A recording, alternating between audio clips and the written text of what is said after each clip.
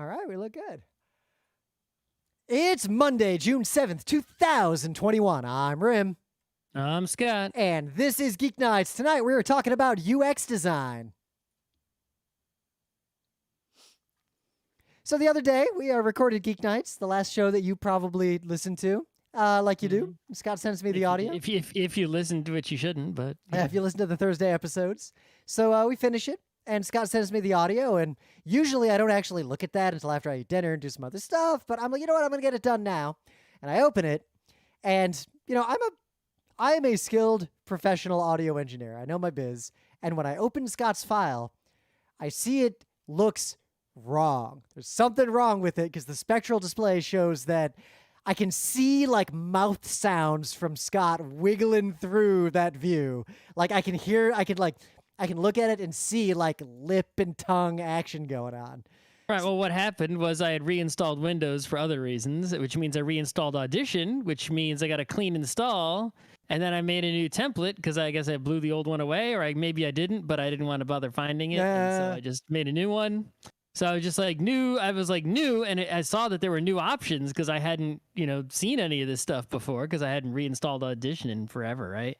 So it was like new, and it said like podcast. I'm like, oh, that seems like a good idea. Podcast. And then I was like, okay. And then I saw that it made a bunch of tracks like host, interviewee, like, oh, it's trying to be clever. Okay. So I just deleted all the tracks except for host, which is me. And then I was like, I saved that as Geek Nights template. I'm like, okay. Yep. But apparently that template in places that I didn't look included effects and filters that I was not using. Yep. If you're not familiar with multi-track audio editing on actual professional software, not like the Audacity stuff, basically you'll have a bunch of tracks, and each track has an input, like what physical thing or virtual thing is sending audio to it, and an output. Where is that going? Which for most people is like main output, but could be something else. For my template for Geek Nights, it's actually something else. I use a bunch of buses. And each track has non-destructive effects. It's literally like, it's called the effects rack because it's almost like in the old days, you'd have a rack with like a compressor and then a reverb and then all the devices you needed.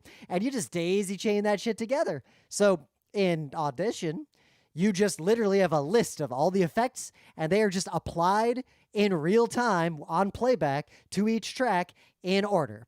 And you can enable and disable the whole effects track. And basically that template called podcasting, which I didn't realize that even existed. Because I didn't know it existed either. And I was just like, oh, why not? I ignore defaults in audio because the one thing about audio engineering is that there's no such thing as intelligent defaults unless you're in a calibrated studio. Most people are not. Like, even down to in my setup, every single VU meter you can look at on all my physical devices, all the cutout devices, in Audition, everywhere you could possibly see a volume, they're all actually the exact same volume. But that is not true for most people's pipelines. So if you have a compressor or an auto leveler or something, and you tell it to use a default, start compressing the audio above 10 decibels, that is going to work for one dude and no one else. So anyway, I removed it and I resaved the podcast, and that problem was solved once we figured that out. But in the course of doing this, we figured out some other things. One, I was having that saving the metadata problem. Yep. It's apparently just gone now. So mysterious what was causing it, but I guess reinstalling all of Windows and Audition solved it. Yep. Okay, great. But the other thing, for the longest time, Scott would send me the audio, and it was fine. But there was a notch. I forget what frequency it was actually at because I can't open it. Basically, it's a horizontal line. Like you look at the audio and you can see that it's like there's some sound happening at a steady at a particular frequency. And if you listen to just that sound, it would probably sound something like dee, something like that, right? Just this constant sound coming from somewhere. So it's like you look at the wave and it's me talking, and then you look and there's this thing. It's just always there. It doesn't go away. It's like, what the hell is that? But the thing is, because it's a straight line like that, it's very easy to edit it out because you can just say, remove all sound at this particular frequency, and there it's gone. Actually, I'm a lot more clever than that. But basically, yeah, I use a process where I take a part where Scott's not speaking. Because the automation in Audition, that's what you're paying for. This is not an ad for Audition. It's just there's no better software to make a podcast. And I use it a lot. I've been using it since it was cool at it. I've been using this thing for 20 plus years. before it was even owned by Adobe. So but anyway, the point is we got rid of it. And then, but in the course of solving the problem, I was like, you know what? I'm going to finally figure out what the fuck this line is, right? And the funniest thing is, Scott records new audio and he's like, the line's gone. I don't see a line. Yeah. So I'm like, well, there must be, because I had thought, so there's basically, I'm using this device. It's popular. The audio interface is the Focusrite Scarlett 2i2, right? Yep. And apparently these Focusrite ones are pretty popular. And Rim was like, it's crappy, right? He's trying No, I was saying that it is not as high quality as what we use in the studio, but it's way better than any consumer device. It's very popular. They're alternatives, though. Anyway, and then I got the SM57 microphone. An old reliable. The problem is that the dynamic microphone, if I was using the cardioid microphone that uses the phantom power, right, that would be plenty good. But the dynamic microphone is not loud enough for this little Focusrite guy. So I would have to crank up the preamp in the Focusrite till I get it to be loud enough. Yep. And when you do that, you're also cranking up the noise in the Focusrite. Right? Yep. And I could see that when we started using this new process, COVID times for over a year, we've been recording remotely. I could definitely see. Now, this is where, the view we're talking about, the spectral view, in movies where they do like a voice analysis and they show this like pink and red looking thing. That's what I'm talking about. In that thing, anyway, you can always see there was a little more noise in Scott's recording than in my local recording, but not enough to matter. And you can see that little notch there. There's just horizontal line just hanging out. So I went and I said, okay, I'm cranking up the preamp in this Focusrite thing too much, right? It's better if I turn it down because it's kind of noisy, right? And I researched and I found out there's these things they sell. The one I got is the Fethead something. And what it does, it's basically a preamp. You stick it in the bottom of your microphone and then you stick the XLR cable into the bottom of that. And what it does is it's like, look, your microphone's not using the phantom power. It's it's a dynamic mic. We're going to take that phantom power, though, because you have it, right? And we're going to use it to amplify the signal from the dynamic microphone. And that happens before you hit the preamp in your audio interface. And therefore, you get the amplification, right? And you can turn the preamp way down and get less noise. So this is, I got this thing and it was pretty great. But when I got it, that's when the line appeared. And that's when Rim was like, that thing sucks. Something wrong with that thing you got there. Yep. Because I've experienced problems like that before. They're easy to troubleshoot where preamps in particular, but also just noisy amps might have like a shielding problem or might have internal noise. And you'll get like noise at a particular notch, not background. So it was a possibility that this Fethead thing was responsible for the line, but I didn't really believe it too much because people online, like audio engineer people on the internet, were like, oh, this thing's fucking great. This is like the best thing, and it was totally awesome, right? And I was like, why is everyone saying it's so awesome and it's causing this line? Well, we solved the problem. Apparently, the culprit of the line in the audio was the ring light over here. And the way we figured this out was because Scott sent video or audio again, and the line wasn't there. So that literally, if you look at our chat log, it's different. I'm using the thing. Yep. Right. What's different when it was because it was after the show. We weren't streaming. The light wasn't on, and that's why there was no line in the audio. Yep. And what I asked Scott was, "What did you turn off any lights?" Because one thing that I know is that LEDs, especially cheap ones, are noisy as fuck in the RF world, and they will cause audio interference in all sorts of equipment.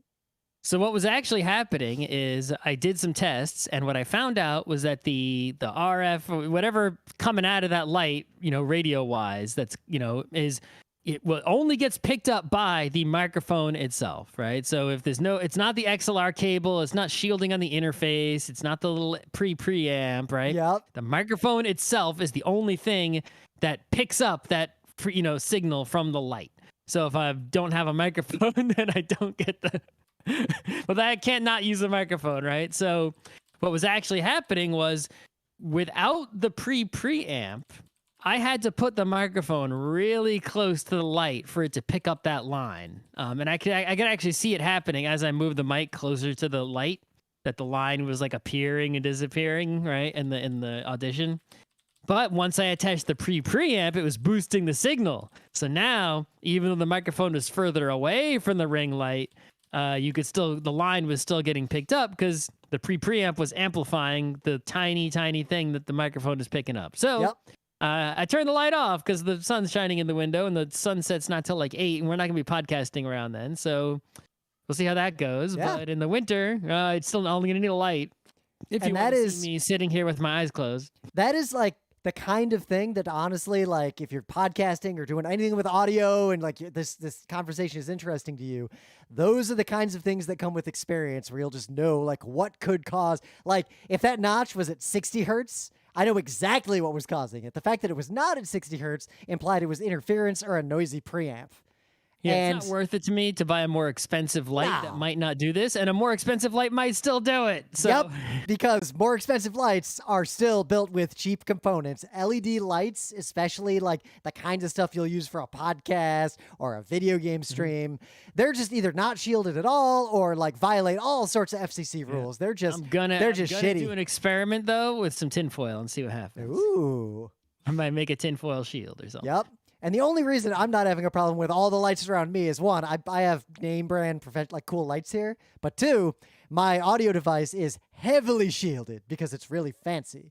But this is where like know what you're doing and what your process is. My audio device isn't the problem. It's only the microphone is the weak point, right? Arguably, the audio device should protect itself.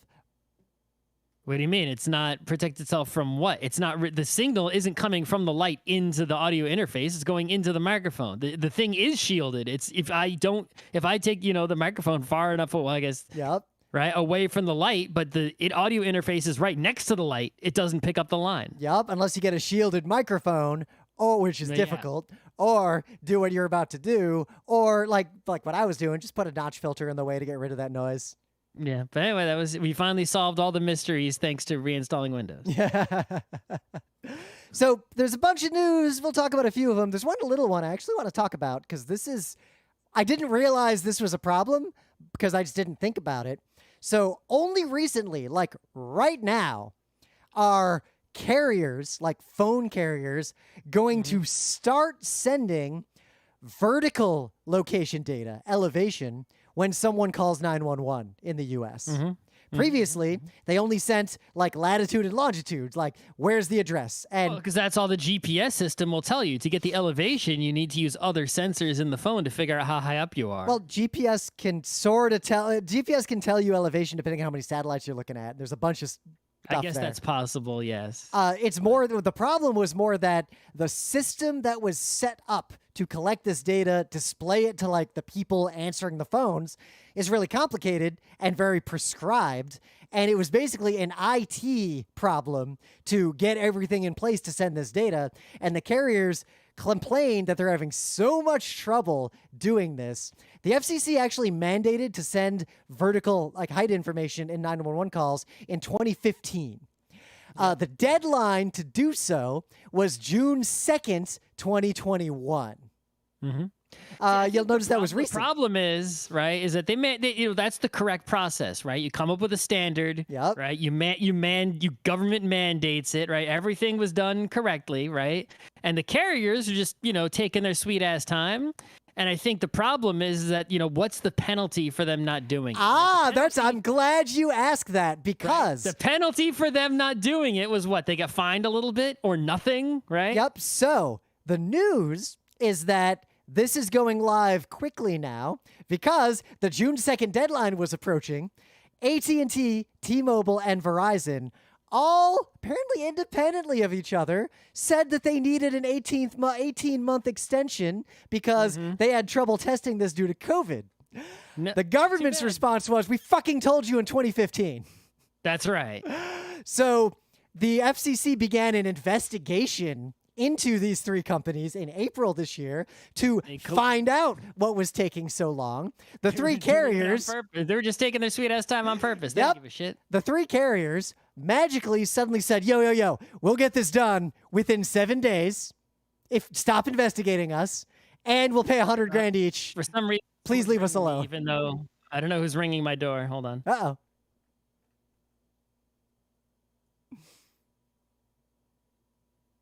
Okay, we'll pause momentarily here.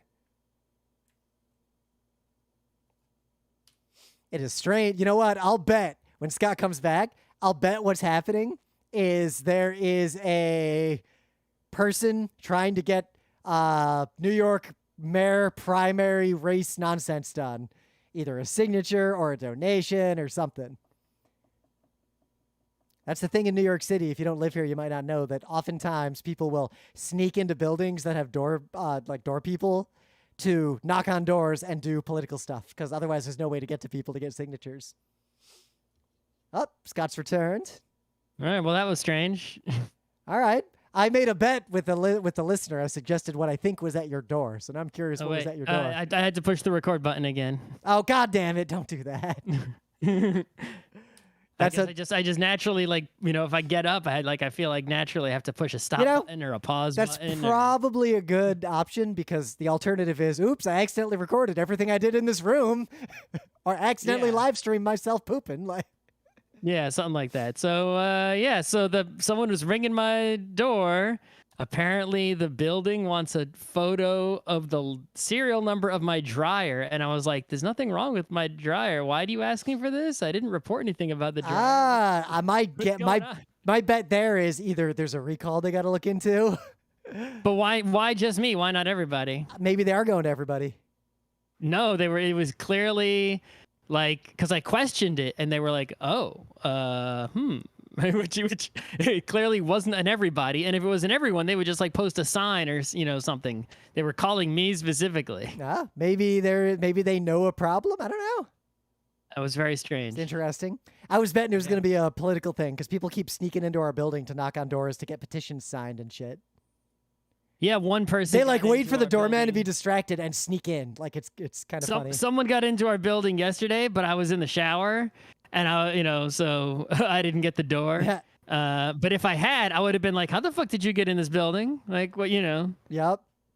One guy who got in once was trying to get a progressive on the ballot for something. So I signed the petition. I'd be like, look, I'm voting for you, but you're breaking into this building is making me not want to vote for you. Get the fuck out of here. Yep, but that's how the sausage is made with getting people on the ballot because you need physical signatures. Knock on the doors you're supposed to be knocking on the doors of people who don't support you. No. That's a different thing. You need to get like 30,000 signatures to even get on the ballot. Sure, but no, this was just a person who just wanted me to vote for them. No, that's not cool.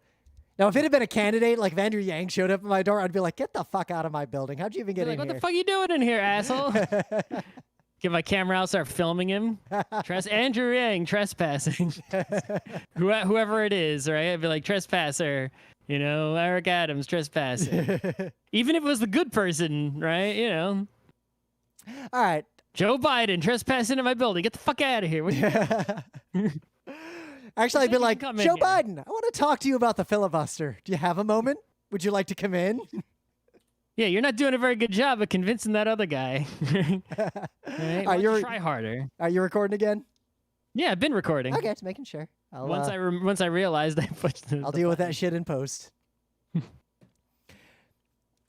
So, yeah, this is happening imminently. And if you can't figure out why this is a big deal, most people in America live in cities. Cities tend to be pretty vertical, and if some random person calls 911 and they're in trouble and they can't say where they are in a building, and, you know, the police, the fire department, whoever shows up at a 50-story building, now what? Even in a place where there aren't skyscrapers, right? Suburb, you know, an awful suburb, right? It's important. It could help you if you know that someone's in the basement or the second floor. If there's like a fire, that's huge, right? Yeah, or even if it's just like an office building that might be empty, like the people at the door won't necessarily know that there's a problem inside the building yet. That could be the difference between life and death. If the firefighters know you're in the second floor, they check like the bedrooms first, and then you happen to be in the basement with your, you know, you're a nerd living in the basement. They didn't know that. It's like that could be it, you know? Yeah. So this is an absolutely good thing, and I'm glad the government turned the screws, and while I wish the fines were bigger and the investigation continued, the fact that they buckled instantly under that little bit of pressure, the good was done. The government actually did what I expect the government to do. So, you know, if I was in charge, though, you know, the penalty should be, right, is, they always come with like these fines and stuff, right? It's like, oh, we'll find you X dollars or whatever, right? The penalty should just be every time you fuck up, the government takes a larger share of owning you. No. Too complicated. It's very simple. You ready? His very, All right, very easy. I'm ready for the Scott plan. Your deadline for doing the thing is reasonable amount of time. Yeah. Right? If you hit that deadline and it's not done, all the service you provide to customers is free of charge until the point at which you fix it. That's kind of how GDPR works, in that they fine you. There's no cap on the fines if you violate GDPR, right, but and it is a percentage of your. Like the service is free if you bill anyone right during that. If you bill anyone even 1 cent, any customer at all, even 1 cent during that time period at which we are mandating that you provide your service for free, right? Or you do anything, right? Anything, even 1 cent shady, like you hold back on a service call that because someone's service is broken, or anything, you cut back anything at all whatsoever in terms of your service level, or you charge any customer even 1 cent. CEO goes to jail until a time at which it is fixed. Well, at least in this case, the key with that the fine I'm talking about. Not just the CEO, all the board members have to go to jail too. I think that's the simpler way is still the. And they don't go to easy jail; they go to the nasty jail. Right? You already put me in the home. We'll put you in the crooked home we saw in 60 Minutes. That's right. But I'm saying the GDPR thing works pretty well, because the way it works is it's a percentage of your gross global revenue. Yeah, Full stop. That's good because at least it scales. I appreciate the fact that it scales. That's nice, but Yeah. I still prefer like you can't charge anyone. Well, you must provide your service at the top level. You cannot decrease your service providings, and you must provide your service for free. And in fact, if you get a new customer, it's free. I'm not a lawyer. Customers can just sign on for free. But another thing that happens in Europe that doesn't happen in the US is certain job titles are regulated in a sense that the people who hold those titles for companies like this are personally liable for many kinds of criminal and civil infractions, irrespective of if they did it at the behest of the company. I actually want to someone I forget where I heard this. It might have been a podcast where I was listening to like an SEC lawyer or something like that, right?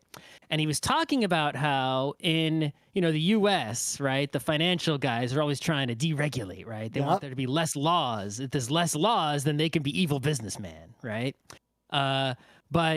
He talked about how he spoke with a French finance dude, like a French evil business guy, right? And the attitude of the French evil business guy was like, look, I love these regulations, right? And the reason he loved them is because he had a moral compass, right? Well, I saw a similar situation in the U.S., like with car mileage requirements, and how there was this right-wing talking point that the car companies don't want these stupid requirements. But every interview showed that the car companies affirmatively wanted those requirements because it makes a level playing field. It actually makes it harder for them to be competed with. It forces a moral compass on them. Well, this is different in that the French guy had a moral compass, right? Yeah. Therefore, he didn't want to hurt anyone. He just, right?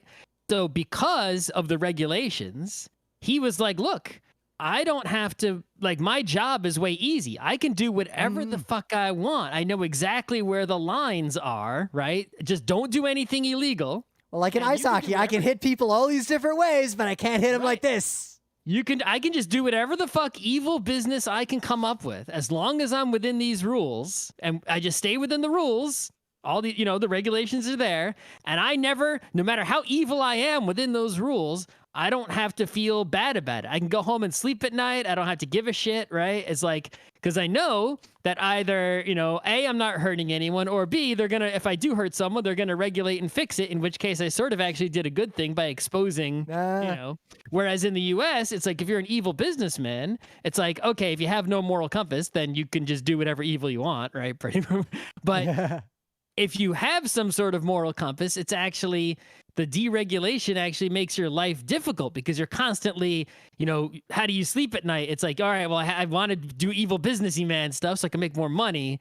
Did I overstep or didn't I? Right? And so if you actually have some sort of conscience, then the lack of regulation, it can actually, give you a disturbance in your mind. Or even if you don't have a moral compass, your mind can't be disturbed by anything. Yep, so but it still gives you I can go full throttle within these parameters. Then, of course, the regulations have to be updated and changed to deal with the consequences of, loopholes in them. But that's a whole different conversation. Yeah, it's like if the speed limit is 100, right? It's like you floor it and your car's going 100 and you go, wee, right? And you're just flooring it. Yeah. But if the speed limit is like no speed limit, it's like, am I going too fast? I don't know. Should I slow it down? It's like, right? You can't just mindlessly floor it and go wee and not have to care, right? Yep. And that worrying about am I going too fast can take away from the thrill of just going fast. So in some other news, and this is Apple news not related to WWDC, but it's from June 3rd. AirTags came out, Apple AirTags. They're a pretty cool thing. But I got some. Yep, but there was shout out to the listener who with the 3D printer who printed a thing so I could test attaching an AirTag to a bicycle, which is apparently when you set up an AirTag, bicycle is one of the choices for default choices. The thing you are. So Apple apparently thinks that that's an okay idea. So I saw people. It's like there's no guarantees it's gonna like save you. My news is relevant to that in some ways, but also it's a mixed bag. So Apple, the problem with AirTags, not to say that there is not other technology that already exists that you can just use to do this evil shit, but AirTags are a very accessible way to spy on someone if you plant an AirTag on them or their shit. Right, but if they have an Apple device of some kind, which is not most people. Yeah, it depends. But most people globally have Android phones. Sure, but the presence of Apple devices is actually what makes AirTags work, right? Yes. It's like if there are no Apple devices anywhere, and let's say I put an AirTag in the inside of my computer, right? Case. I tape it to like the back of the motherboard, right? Someone steals my whole fucking computer and they drive away with it. I don't know how they did this, but they do it, right? If they go somewhere with that computer and there are no Apple devices anywhere near them, and it'll never ping. Right. It's like the AirTag is now useless, right? The AirTags depend on an Apple device, that's updated enough with the proper radios coming near the AirTag and having signal at some point at which to sort of let the network know this AirTag was in this location. So no Apple devices, nothing's happening. So Apple made a few changes pretty early on to AirTags. One of the changes they made is they had an updated version of iOS that if it detected an AirTag that wasn't yours, that hadn't checked in with the original phone, like the account that set it up, and it appeared with you too often for too long, you would get a notification on your phone that said, AirTag found moving with you, and you can have options like make it make a noise, disable it, like all this stuff. So like, right. So let's say I've got I'm at a convention and someone puts an AirTag in my bag, right? Yep. And I got an iPhone, and if that AirTag is now following me around everywhere I go, but it's not mine, Apple's like, hey, there's an AirTag near you that's not yours. So originally, it didn't do that at all. The newest version of iOS does this, but only iPhones will give you this notification. So if I spy on an Android user, they'll never get a notification. But then they'd have if that person doesn't have any iOS devices near them, you won't be able to track them. But if anyone around them has an iOS device at any point, the pings will pop up. Yeah. So the original threshold Apple set for this was 3 days. And that's too long. That is way too long. And I'll link to an article where a reporter successfully used AirTags to heavily spy on a bunch of people she knew. And part of what she found was that a lot of people don't even notice those notifications or don't think about them. A lot of people don't update their iPhones weirdly and wouldn't get the notifications. Well, half her friends used Android, and because she would see them. A lot of people don't update their iPhones. I mean, I'm sure there are people who don't update them right away. But if you look at the numbers, almost all iPhones and iOS devices, even old ones, are updated to the newest. So she did these experiments on April 30th, is when she wrote the article. So over the course of April, where the update that added this was pretty new. Full disclosure. But the other problem was because she is friends with those people and would have a good excuse to see them at least once every 3 days, you could keep the tracking going forever and no one would ever get a notification. Maybe. Yep. Directly. There's a whole article about it here. She pulled it off. So Apple is changing this now to where they're not going to say exactly when it'll go off because that'll make it easier for people to foil it. But at some point between 8 and 24 hours of separation, it'll warn people that it's there. And they also announced that they are going to release an Android app. I am confident the Android app will both expand their network to all these Android devices. It depends. But it also primarily, the Android app is designed to tell Android users if a suspicious AirTag is found moving with them. The other part of this is that the AirTags will also start making sounds if they're unattended for too long. And of course, I found a YouTube video someone uploaded like a month ago that shows the trivial hack to completely disable an AirTag from making any sound forever. Oh yeah, you can just open it and cut the speaker. Yep, or just open it. There's a magnet in it. Just remove this magnet. Yeah, I mean the magnet is the speaker. Yep, just remove the magnet. In fact, most of the AirTag is the speaker. If you remove the speaker if you redesigned it without the speaker, it would be way smaller. So it appears the people who are excited about how easy it is to remove that sound seem to be two classes of people. Creepy people is one clade that I see in the comments of this stuff, but the other clade are all doing the same thing, putting it on their bike so they can track down their stolen bike and steal it back and or get revenge. And they don't want the AirTag to make noise and inform the person who stole their bike that there's an AirTag there. Well, I think it's just, all of these same concerns exist. There have been devices. What's the thing called? There's that. There's the Tile. There's a bunch. The Tile one, right? So the Tiles was the popular one before, but it wasn't the only one. There's just like Google Glass. Right? Everyone was so mad about Google Glass with the camera right there. You can go on Amazon and buy, for even back when Google Glass came out, for way less than a glass cost, a tiny, tiny camera that you could put on your lapel that no one would ever see that records 24/7. Yep. It's like you're so upset, and it's like people are so upset if you have you try to take a photo of them, right? But it's like, dude, you just walked past 10 security cameras on this block. But I guess alone. What's wrong? I'm glad to see that Apple took the obvious ways that AirTags could be misused seriously, and they have made real privacy. Privacy is their number one, selling point. But they've clearly taken a very thoughtful approach years now to balancing the dangers with the usefulness, and they seem to be taking all these dangers very seriously, and that's honest praise from me. That's the one thing they've been doing, right? For the past several years now, all their keynotes, even the one today, they're like, privacy, privacy, privacy. We don't sell your data. Check this out. We added even more blocking of ads to Safari and iOS. Right? Look at all the shit we're blocking, right? Yeah, we're fucking over those ad people real good. We don't sell your data. We're just selling you products for way too much money. Yeah. So the other thing going on is all the other Apple news, because WWDC is ongoing right now.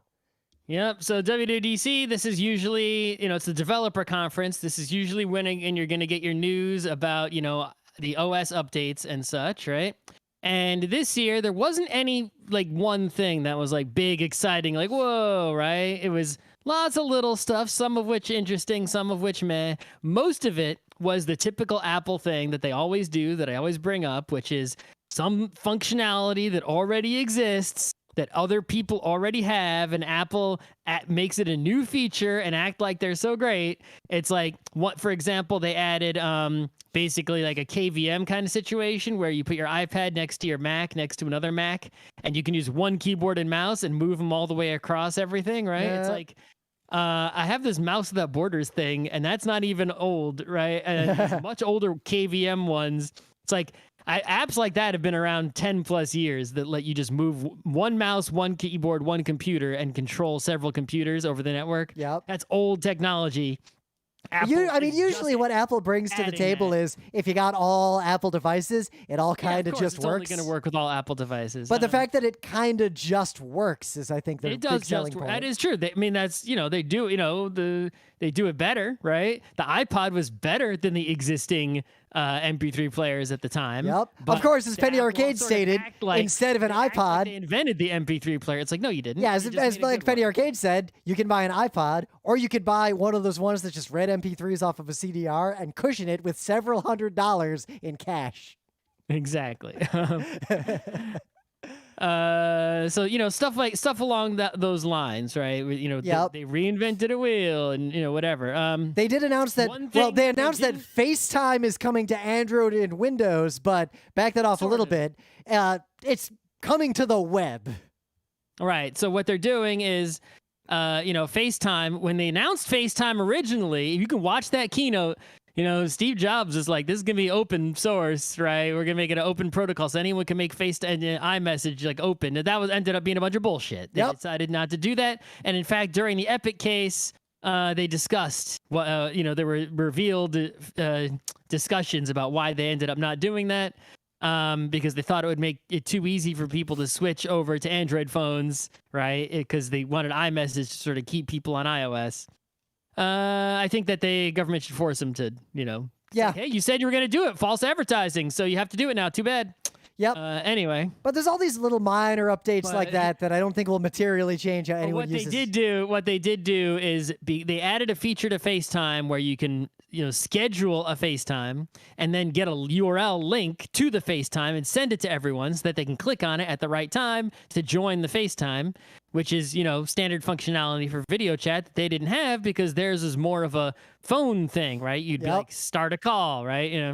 And now, but you can send those links to somebody, who isn't using their iPhone, just open it in their computer, right? And join the FaceTime on, the web, in their web browser. I don't think this will make FaceTime a viable Zoom competitor at any point. I don't think it will either, but I do think that there will be times where like someone will, someone who's like a big Apple person, right, will start a FaceTime and you might end up getting a link to one, once in a while. I will say I've pretty much Zoom has gotten a lot better to the point that I do use it now and I do trust its security enough.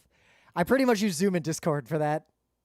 I have Zoom on the work computer. I don't need it on my regular computer. Yeah. I mean, I use it for work. Zooms I need to be in on my one personal computer. What Zooms do I need to be in, right? I've been in a few Zooms for a couple of... It's funny. There's a couple of Discord servers I'm in where they'll have links to the Zoom calls. Yeah, you're in a Discord. You have a Discord. No. Zoom has a lot of things that are useful that Discord doesn't have.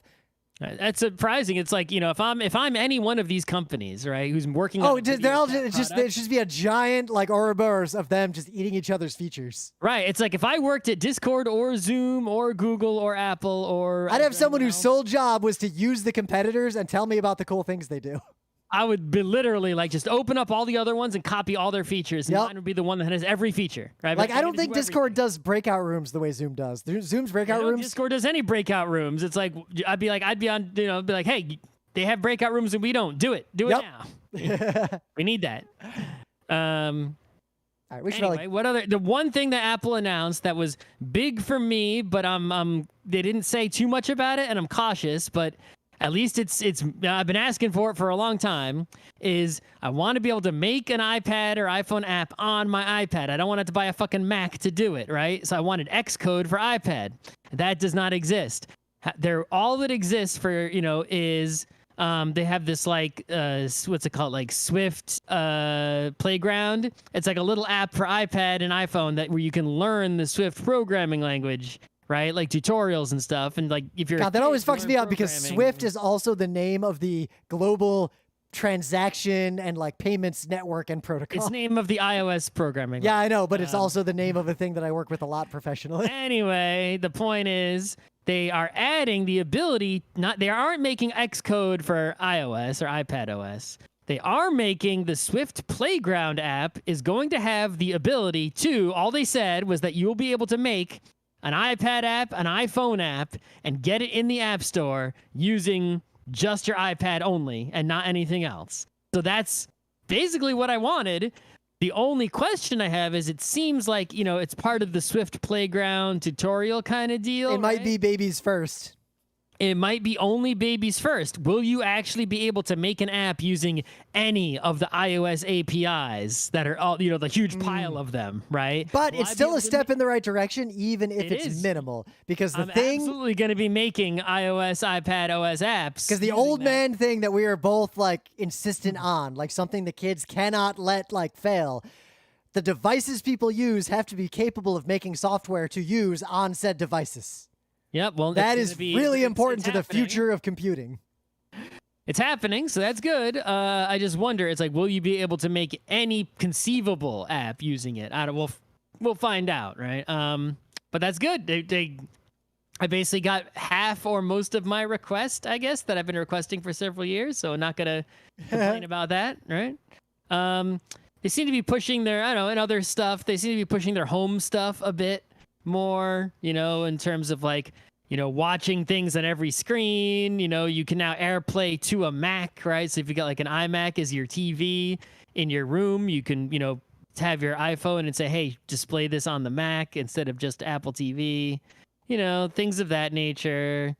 Yeah, I'm sure all this stuff is going to be coming down the line, when iOS gets updated in September, October, and they'll probably have even more announcements, and the new iPhones and the new Apple Watch and the new iPad will have, some of those features. I'm keeping an eye out, because as much as I'm deep in the Android ecosystem, it's either the next Sony's Android phones are going to be tiny, or I'm just going to fucking give up. And if I have to give up, I'll probably just jump ship. Well, we'll see if the tiny iPhone, see if they make it. Well, here's the thing. It's going to come, what it's going to come down to? The smallest, newest iPhone versus the smallest, like, worthwhile Android phone. Whichever one's smaller is where I'm going. Well, we'll see how they go. Who knows? All right, let me put a little metadata marker now that you can also use metadata. Not that you'll use it now. But anyway, things of the day. So way back, a while back, like not even that long ago, Scott had a thing of the day that was this channel that was like old Soviet cartoons without context. And my thing of the day is a Soviet cartoon on a Twitter account called Soviet Cartoons Out of Context. Apparently, the account Scott linked to, which was his thing of the day, is gone. This is a completely unrelated account. But I'm not linking to the account. I'm actually linking to a specific video because it's only 1 minute and 26 seconds long. You have to watch it. It's as long as an anime opener, and you never skip those. It is a Soviet cartoon about a rocket launch. It is called Lift 5. I guess a satellite launch. It's called Lift 5. And halfway through it, you'll realize what the joke was. And then at the end, you'll see the final punchline. This thing is hilarious. It is perfect. I love it. It's got such a good style. And also, I particularly appreciate the soundtrack. The song is great. Okay. I don't know what else I can say about this thing. Like, just watch it. So something I sort of knew, but didn't, it took me a shockingly long time to realize this, right? But, you got some old DOS computer, right? You turn that shit on. Let's say you take out all the hard drives and you turn that shit on. Yep. First of all, right, it posts. And on the screen when it's posting is text, like it's counting up the RAM and stuff, right? Yep.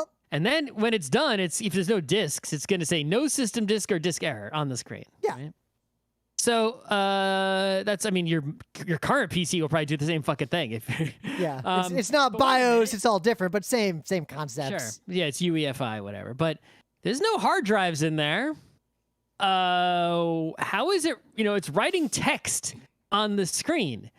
Where is that font coming from? It's like, it's like you get a computer and it has no software, no operating system, but it can display text. It's like, is the BIOS have a font in it? It's like, actually, yeah, sort of. It does. If you've ever used DOS, it's like, you don't have fonts in DOS. It's like, there's just the one font that if you love a DOS computer, it's just, there's the one font. That's it. Right? It's like, where the fuck does that little ASCII font come from?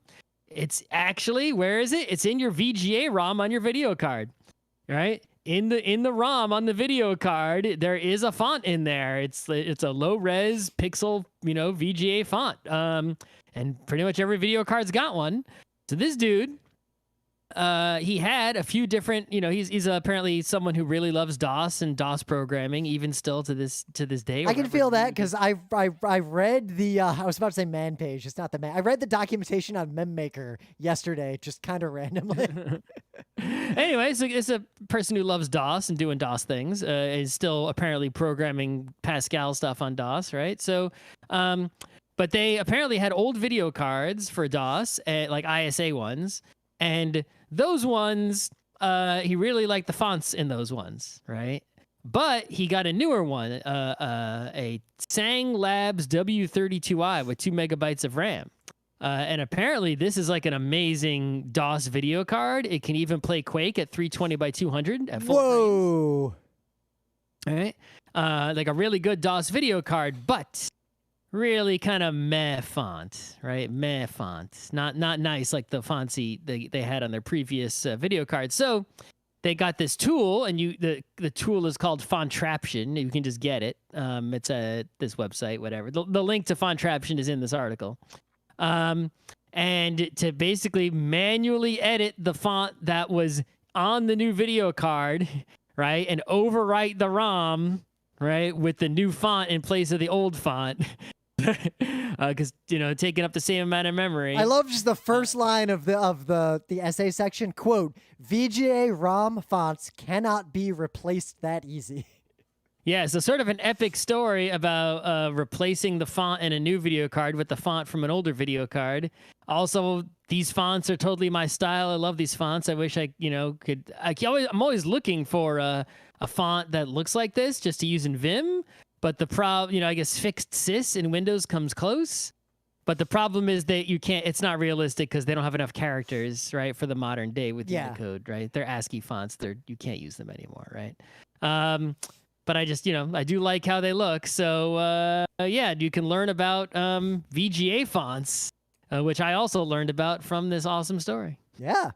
In the meta moment, we're hanging out. The next convention we'll be at will be PAX Online or PAX East Online 2021, where we're doing at least one panel.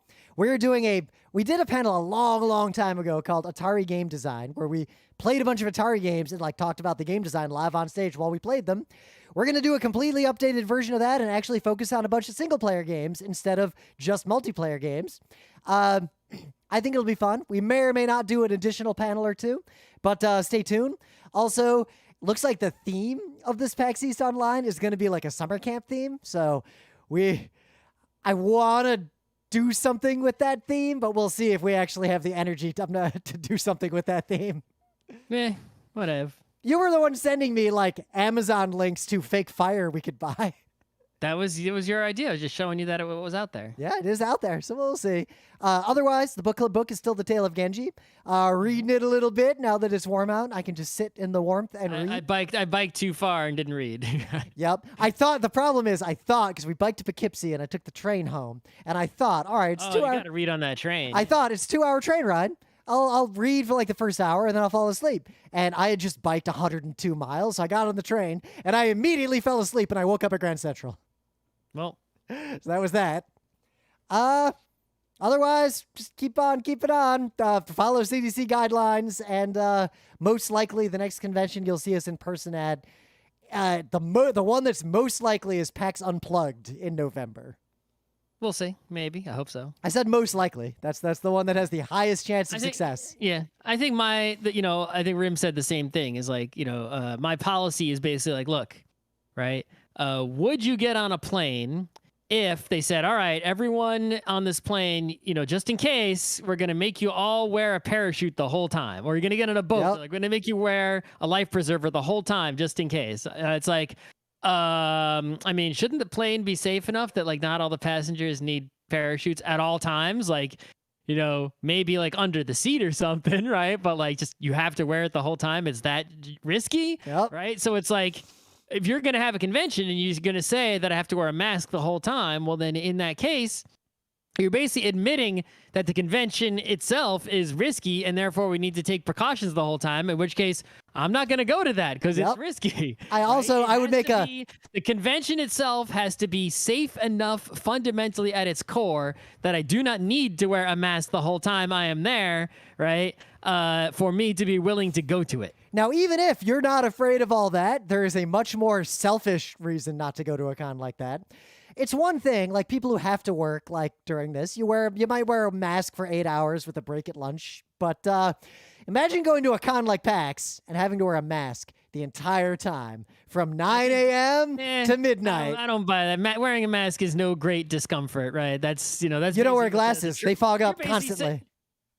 Get a better mask that doesn't do that. Every mask I've tried, even with seals, But more importantly, that would be uncomfortable. I can't just like drink while you're sitting at a table playing a game. You sound like the Trumpy people. Like, I don't want to wear masks. No. I'm saying as long as they still have to require masks, just don't go to any event that requires masks. Because if it's a mass event like that, it's probably not safe to go to in the first place. I just disagree. The masks are uncomfortable in any way. It's not. It's no inconvenience to wear one. But my only reason is if it's so unsafe that one is required, then it's so unsafe that I'm not gonna go. I'm saying I would find it very uncomfortable to wear a mask for 14 hours for 3 days. Baby, the mask hurt him. His face fucked up his glasses. No, but I'll wear them while it's necessary. But you know what I won't do? Put myself in a situation unnecessarily where it's necessary. I would not go to any convention that required masks at any point because, like you said, if the convention requires masks, it's not safe enough.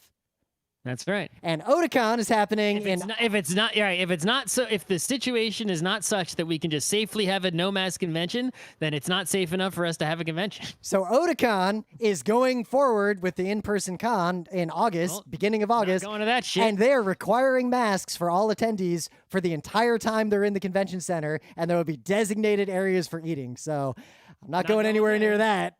Nope. I don't recommend anyone else go to that either. All right.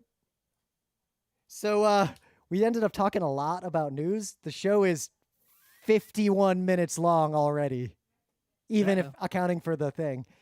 What happened? We did a tech news roundup by accident. No. I feel like we should save UX for a different Monday. No, you're cheating. You can't. It's either that or hey, I tried to get you to shut up and you kept talking about Apple. What? I didn't talk about it that long. Yeah, you did. I have the markers. I put a marker in the metadata for every topic. Maybe we'll just turn because the phone. You sure it isn't because the door rang? The door ringing removed a grand total of. See, I can select this right now. You're just trying to bail. You're trying to bail mid-show. 2 minutes and 30 seconds was removed. We have currently recorded 55 minutes before we stopped just now. So do you want to go for 40 minutes? 30 minutes? Talk about UX design for 5 minutes and call it a day? I guess I have to eat food, and it's almost 7. I guess we accidentally did a Tech News Roundup through no fault of my own. Yeah, you cheated. Okay, you can't do a Tech News Roundup next year. You lost it. I'm just saying, if you go back and listen to the audio. March 2022, no Tech News Roundup. There are numerous points where you hear me try to be like, okay, we should, and Scott just kept going. No. All right. 2023 is the next Tech News Roundup. You lost. You spent a year. You got it. I feel like this might happen again. You got a loan. You took a loan out, and now you're indebted. All right. Guess we'll end it there. I guess I'm going to cook now. Yep. See you all on the flip side. Let's see if this metadata